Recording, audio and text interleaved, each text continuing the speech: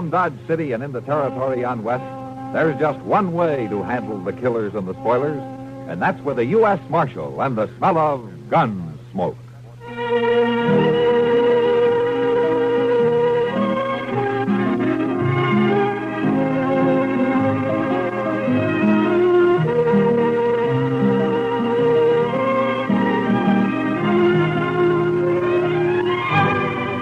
Gunsmoke, starring William Conrad, the story of the violence that moved west with young America, and the story of a man who moved with it. I'm that man, Matt Dillon, United States Marshal. The first man they look for and the last they want to meet. It's a chancy job, and it makes a man watchful and a little lonely.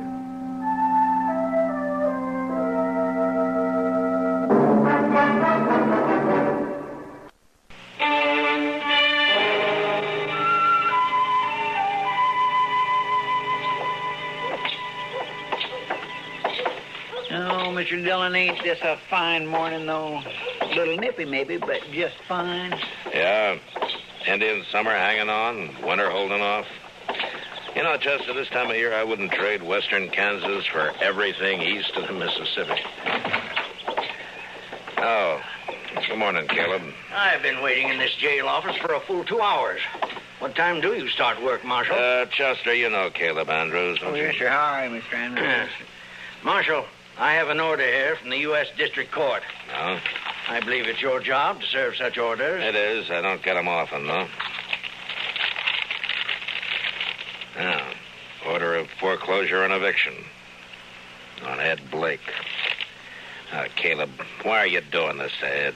The man borrowed money from me, gave me a mortgage on his farm and household effects. He can't pay it. It only came due 3 days ago. You sure didn't waste any time.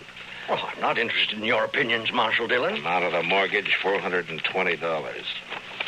What do you need with $420? You own half of Ford County right now. Marshal, it's not your place. You know as well as I do why Ed Blake can't pay this off. His horse rolled on him last spring and broke his leg. And then his wife and kid nearly broke their backs trying to get a crop out. Oh, I didn't come here to listen now, to if you'd let this ride on through the winter, you'd get your money out of it. But if you go ahead and foreclose now, you're going to wipe him out. Marshal, I already have foreclosed. Yeah. You'd break a man for $420 that you don't even need, huh?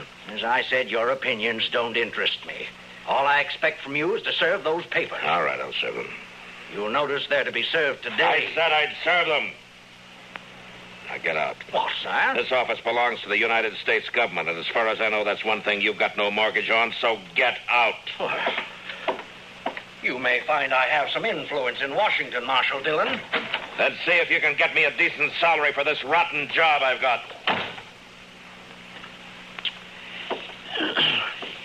Sure was a fine morning, Mr. Dillon. Yeah, it sure was. All right, Chester, let's saddle up.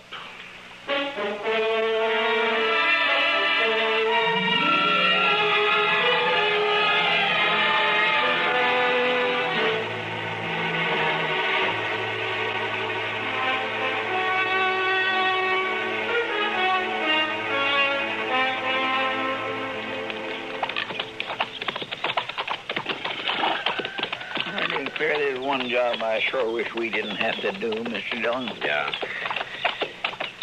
It sure is a nice farm. Ed and Martha put in a lot of work here the last 4 years. Chester, we don't have any choice. Yes, sir, I know. It's a downright shame. Hey, Marshal! Oh, boy. Well, hello, Jimmy. Look here what I got, Marshal. Looks to me like a mighty dead coyote. He's been killing my chickens, so last night I hid out behind the barn. I got him with one shot, Marshal, and there wasn't even a full moon. Oh, that's fine, Jimmy. Matt Dillon, how are you? Morning, Martha. And Chester, too. Miss Blake? Glad to see you. Get down and come on in. Oh, thank you. Jimmy, now that you've showed that thing to Marshal Dillon, take it away somewhere. All right, Mom. He's real proud of those chickens of his, and he's done fine with them. Oh, here I am, though, keeping you standing out here in the yard. Come on, let's go inside. Well, we really can't stay, Martha. Oh, nonsense. You don't get out here once in a coon's age. Yeah, I know, but... And you're just in time. Your favorite dish, Matt. I was just about to take it out of the oven when you rode up. Cornbread? Buttermilk cornbread? Right. Ed's not here, but you will stay, won't you? Oh, Ed's away, huh? Yes, he's in town. Matt, you're not yourself. What is it? Well, Martha, I suppose I ought to talk to Ed about this, but maybe it'd be better if he hears it from you. Here's what? I've got a court order here. It has to do with that mortgage of Caleb Andrews. It's an order of foreclosure and eviction and sale. No. Oh, no.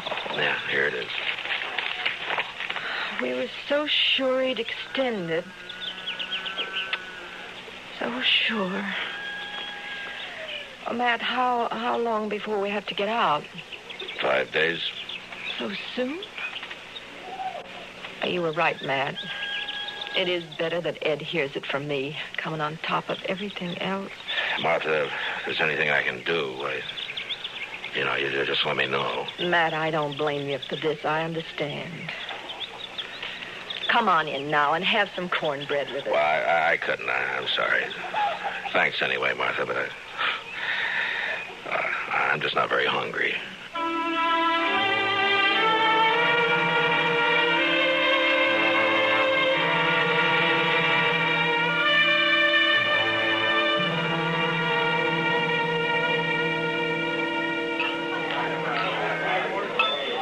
Matt, you've looked low all week. Well, it's just things in general, Kitty. You know, sometimes you get to wondering if it's all worth it. It's the Blakes that's bothering you, isn't it, Matt? Chester was telling me. Yeah, Chester talks too much. Well, it's not your fault, Matt. Somebody had to serve the orders. Yeah, and somebody has to be a hangman, too. Well, life's never all good, Matt. There's always a little bad in it. And on my job, it's more than a little, Doc. Try making your living sometime as a dance hall girl. Yeah, I guess so. But, you know, when you have to go out and boot somebody like the Blakes off their land and out of their home, then you just start wondering what is right and what is wrong. Well, if you find out, Matt, that means... Oh, here you are, Marshal. I stopped by the jail. All right, Caleb. What's on your mind? That Blake family, Marshal. They were supposed to vacate today, and they haven't done it. I rode by there a little while ago. Well, according to the court order, they got until sundown. Now, look, Marshal, I believe I'd prefer to discuss our business elsewhere than in the presence of this woman. Just a minute, Caleb. Matt, I'll go. No. Caleb. You're going to apologize to Miss Russell right now. Matt, no. Apologize? I'm not going to apologize to any cheap little strumpet.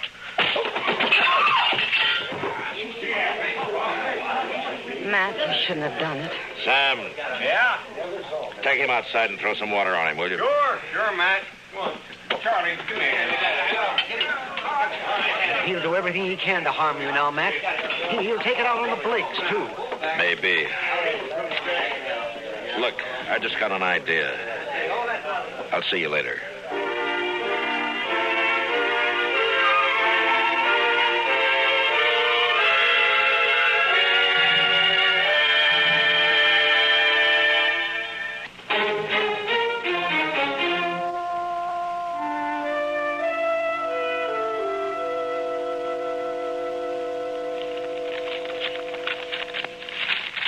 Matt, the mere fact a man runs a bank doesn't always mean he has a free hand in everything he does.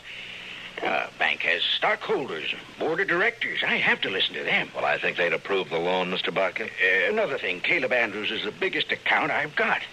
He's out to get that Blake farm. If I crossed him by making this loan you suggest, oh, Matt, he'd break me. I see. All right, Mr. Dobkin, forget it. Matt,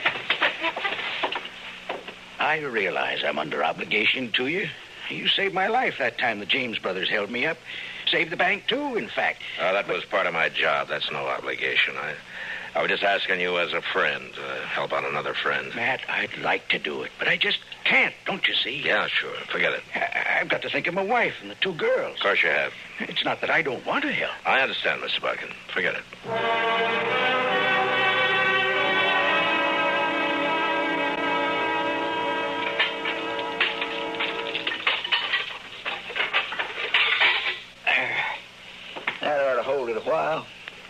That fire feels kind of good, Mr. Dillon. Getting chilly out tonight. Yeah. Yes, sir. When winter sets in, it always makes you feel good to know you got a warm place to hole up. Be mighty rough to...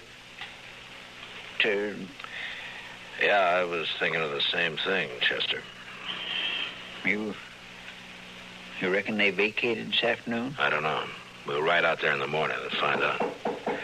Yeah, come in. Can we bother you? Ed, come on in. Martha. Hello, Jimmy. Come on up the stove. Yeah. Fact is, Matt, that we kind of like to impose on you for tonight. We don't have any place to go, no money, and, well, wondered we could sleep in the jail. Well, sure, Ed. Sure. Chester, will you get a fire going back there? Huh? Yes, Mr. And dig some blankets out of the storeroom, huh? Yes, sir. Want to come help me, Jimmy? Yeah, you go on along with Chester, son. Ed, we may as well get your stuff out of the wagon. Well, there ain't any wagon, Matt. We walked into town. What? You walked? Well... With that leg? Wagon, the stock, all the household goods, they're all covered in that mortgage, you see. So we didn't take anything, just clothes on our backs. Oh, Ed. So help me, It's all right, Matt. We know how you feel. After all, we started with nothing before, and we can do it again. There's no reason you should have to. We do have to, though, and that's that. Mr. Dillon? Yeah, what is it, Chester? It's Jimmy. He grabbed a rifle from the rack and took out the back way. I couldn't stop him. Where on earth is he going? I know where he's going, and heaven help him if we don't catch him.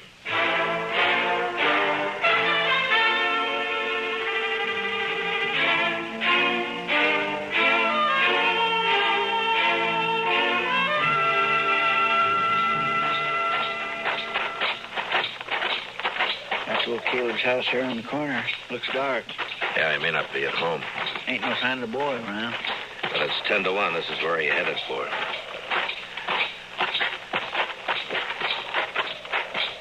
Chester. There's somebody back of that tree there to the left. Oh, yeah. Reckon it's him. I don't know. Just keep on walking. Jimmy, it's me, Matt Dillon. Go away, Marshal. You better go away now. Well, I can't do that, Jimmy. Because you're a friend of mine. And I figure you're waiting here to do something you'll be sorry for. And I can't let you do that. Nothing you can do about it, Marshal. I got a gun here and I'm going to kill him. Now, you go away and leave me alone. Jimmy, I know how you feel. I don't like Caleb either. But killing him's no answer. Stop, Marshal. Now, stay where you are. Don't come any closer. I have to, Jimmy. It's my job. So if you're going to go through with this, I guess you're going to have to kill me first. Stay back. Sorry, Jimmy. I don't have a choice. But you do. Marshal? Now, give me the rifle.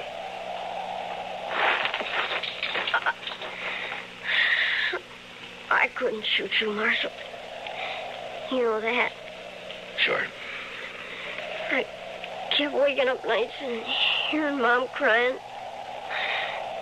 Dad had sit up all night without the lamp lit and no fire and not saying anything. Just sitting. Take it easy now. Why is he doing it to us, Mr. Dillon? Jimmy, will you do something for a friend? If you say so. All right, take that rifle back to the jail. Put it in the rack. And you go to bed. You promise? I promise, Mr. Dillon. I'm sorry. I'll do like you say. All right, Jimmy. Good night, son.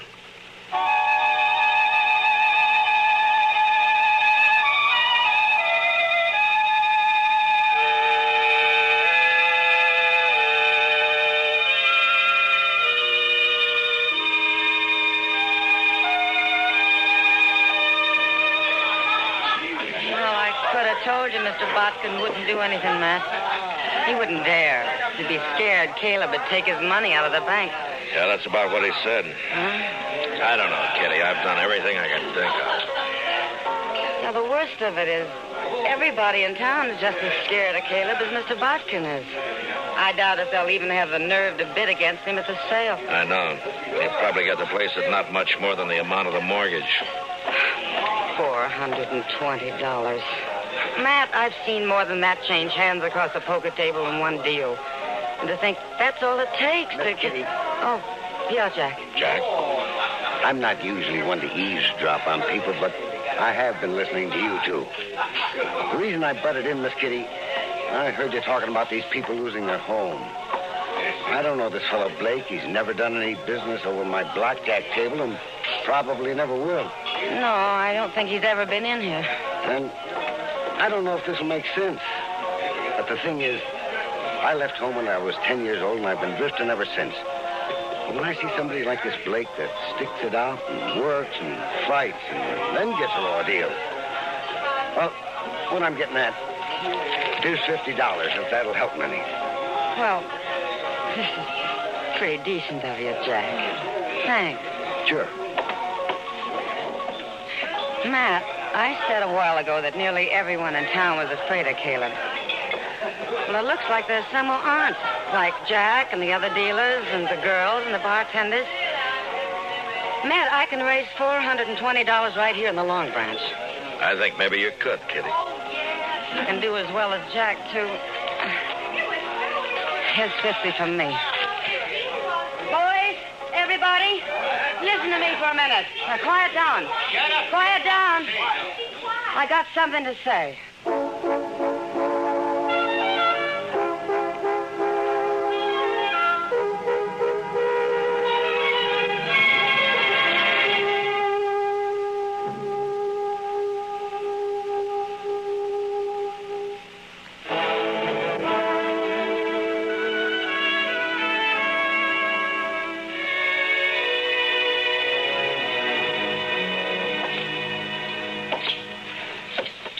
He's sure taking his time getting here, Chester. Well, I told him what you said, Mr. Dillon. I ought to bring him to the office on a run, if anything will. Anytime Caleb figures he's about to lose $1 or two, it's hitting him where it hurts. The Blakes turned in for the night, have they? I guess so. It's quiet back there. Marshal, what's this all about? Shut the door, Caleb. Would you mind telling me why I've been called here at this time of night? Sure. Here's $420. Blakes want to pay off that mortgage. Oh, they do they? The court costs up to now will probably run about $10. I'll pay that myself. Well, that's mighty generous of you. Good night, Marshal. It's a deal, then? I'm not the least bit interested in having that mortgage paid off, Marshal Dillon. The Blake farm is worth about $2,000 now. In 5 years, it'll be worth 3 times that much. Land's going up in Ford County. So I don't want the money, I want the farm. And when it's put up for sale, I'll get it at my own price. That foreclosure still goes. I see. Oh, good night, gentlemen. Well, I guess that's that. I don't know why I ever thought he'd take the money. The Blakes won't get a cent out of the sale. He'll scare everybody off and bid it in a few dollars over the amount of the mortgage, and nobody in town will even try to...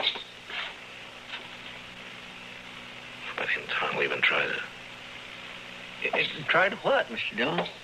Chester, I'm going over and wake up Mr. Buck, and I got an idea. And if it works, we'll hold that sale at noon tomorrow. Well, that's pretty short notice to find an auctioneer. I don't need an auctioneer, Chester. This one I'm going to run myself.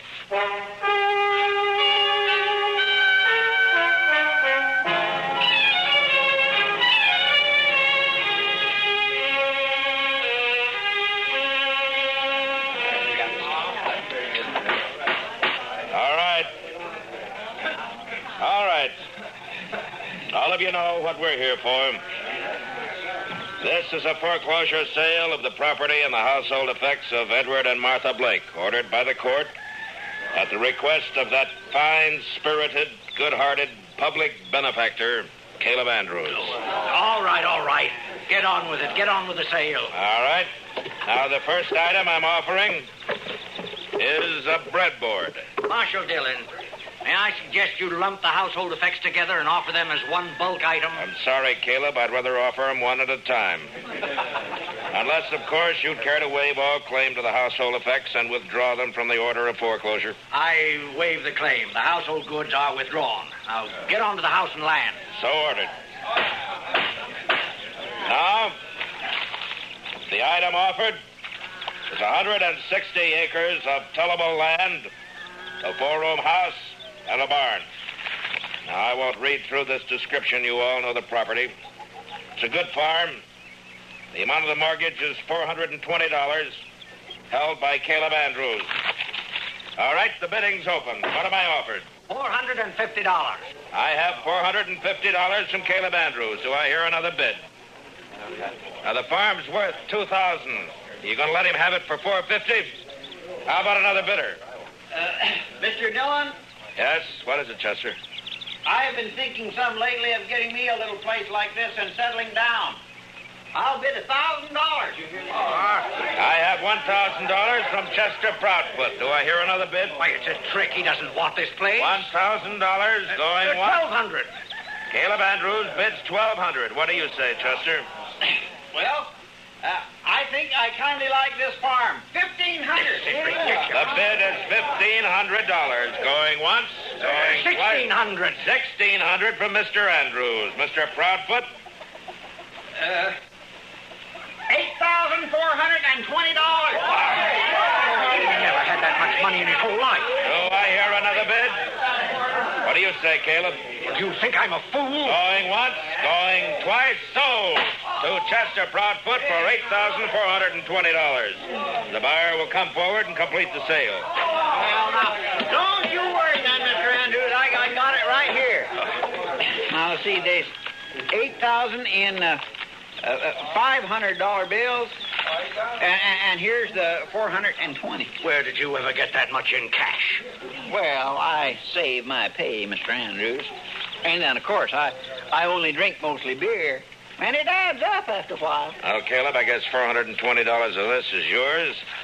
That takes care of the mortgage. Well, Ed, looks like you made a pretty fair profit on the place. A whole lot better than I expected, Matt. But I still rather have the farm than the money. Ed, I've been sort of thinking it over.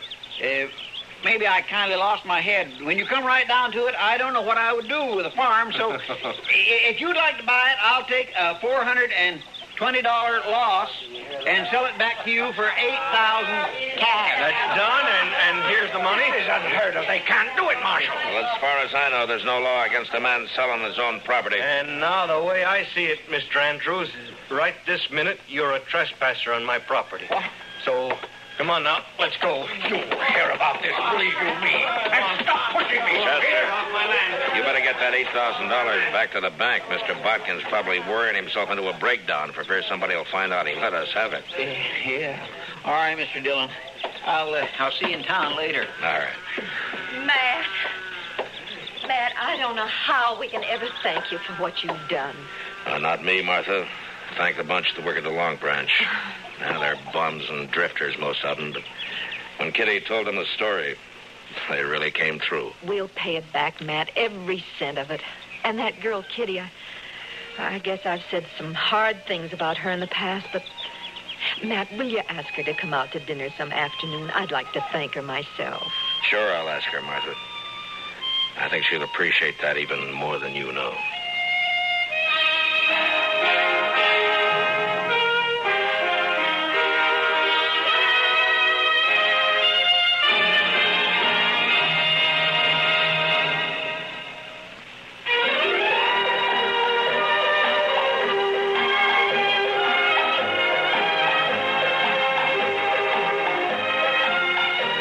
Gunsmoke. Produced and directed in Hollywood by Norman Macdonnell, stars William Conrad as Matt Dillon, U.S. Marshal. The story was specially written for Gunsmoke by Les Crutchfield, with editorial supervision by John Meston. Featured in the cast were Jeanne Bates, Joseph Kearns, Dick Beals, Jack Moyles, Lawrence Dobkin, and James Nusser. Parley Baer is Chester, Howard McNear is Doc, and Georgia Ellis is Kitty. This is George Walsh inviting you to join us again next week when CBS Radio presents another story of the Western frontier. When Matt Dillon, Chester Proudfoot, Doc, and Kitty, together with all the other hard-living citizens of Dodge, will be with you once more. It's America growing west in the 1870s. It's Gunsmoke.